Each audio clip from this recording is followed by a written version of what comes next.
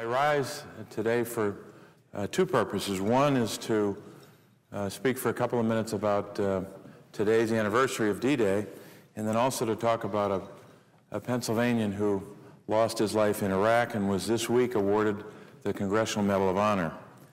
I first wanted to speak about D-Day. We observe this anniversary today, 64 years, but I think we have to think today about how we do that. We know what happened on D-Day. For so many Americans, prior to just a number of years ago, it was a piece of history we read about in the history books. We learned a bit about it in school. But for a new generation of Americans, D-Day has meant what we saw in the movie Private Ryan. And thank goodness for that film, because it captured so much of the horror, so much of the sacrifice and the valor of our troops. So we remember those Americans who gave their lives that day to save the world, literally, to save the world from the horror that could have befallen the world if the Axis powers were successful. And if D-Day didn't go as well as it did, they would have been successful, or might have been. And I'm remembering today not just a generation of Americans, the greatest generation of Americans as we know them now, who sacrificed so much, but I'm thinking of people from my home state. Pennsylvania, I think, had more Medal of Honor winners in World War II than any other state. One of them was in my home area, Lackawanna County, Gino Merle, who served in Europe, in that theater in the war, and was awarded the Congressional Medal of Honor, passed away a couple of years ago. But when I think of D-Day and I think of those sacrifices, I'm thinking of heroes like Gino Merle and so many others who gave the ultimate sacrifice. His Medal of Honor pertained to his combat, not on D-Day, but in a related theater of war. And we think about those who came back. We think about those who served and came back, many of them wounded permanently and irreparably, just as we see today in some of our troops in Iraq.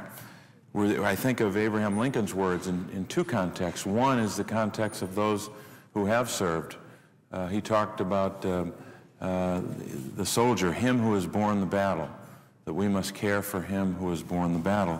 And I think one way to really honor those who have served in Iraq or Afghanistan or around the world, or in wars like World War II, is to remember something my father said years ago when he was serving as governor of Pennsylvania. He talked about praying for our troops, as important as that is, but he also talked about praying for ourselves, that we may be worthy of their valor.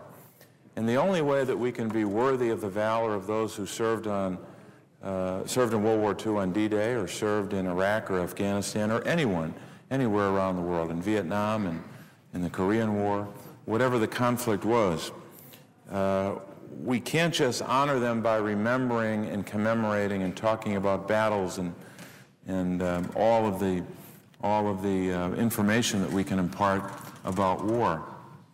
We have to, if we're going to be worthy of their valor, do the right thing today, not just when we commemorate D-Day, but every day. And there are at least two things we can do to pay tribute to those who served and to be worthy of their valor. One is to make sure that those who survive a war and come back to the United States have not just some health care, but the best health care, and we've got to fund it. And I think, fortunately, the last two budgets, we've been doing that. We've been meeting or exceeding the budget on veterans' health care. The second thing we must do, at least, is make sure that anyone who serves in combat has an opportunity to be educated as best we can provide. That's why the vote on the GI Bill recently was so essential, so central to meeting that basic obligation. So caring, as Abraham Lincoln said, for him and increasingly her who was born the battle, and making sure they have education. So today, when we remember the service of those who gave their lives and in some cases gave their sacrifice and survived D-Day, we have to, I think, meet the obligation that that service imposes on us here in the Senate and as citizens. And finally, I want to speak just for a couple of moments about a Pennsylvanian. There have been, as I said before, more Medal of Honor winners in Pennsylvania in World War II. We did some research, and you go down the list of people who have served from Pennsylvania who have been awarded the Congressional Medal of Honor. We note that 378 Pennsylvanians have received the Medal of Honor out of about 3,467 overall, so a high percentage. We had 25 Medal of Honor winners in World War II. In Operation Iraqi Freedom, one, the person that I want to spend a couple of moments talking about.